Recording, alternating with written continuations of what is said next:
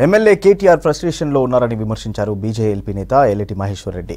కేటీఆర్కి తాను చేసిన అక్రమాలపై జైలుకు వెళ్తామన్న భయం పట్టుకుందన్నారు. 10 ఏళ్లలో రాష్ట్రాన్ని సర్వనాశనం చేశారని ఫైర్ అయ్యారు. కేటీఆర్ జన్మలో ముఖ్యమంత్రి కాలేడని, వచ్చే ఎన్నికల్లో కనీసం ఎమ్మెల్యేగా గెలవడం కూడా కష్టమేనన్నారు. కేటీఆర్ గారు చేసినటువంటి స్టేట్మెంట్ మీద చాలా స్పష్టంగా వారి ఫ్రస్ట్రేషన్ అవపడుతున్నారు.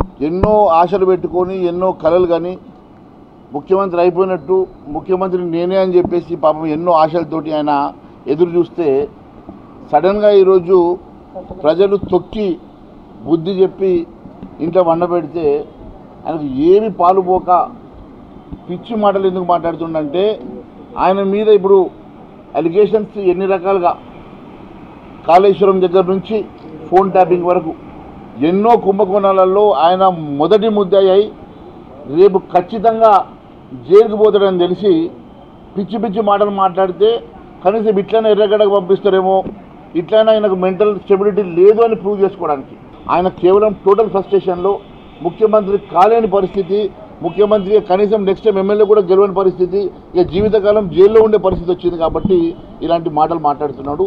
అలాంటి వాళ్ళ మీద నేనేం మాట్లాడాలి, జాలిపడాలి తప్ప.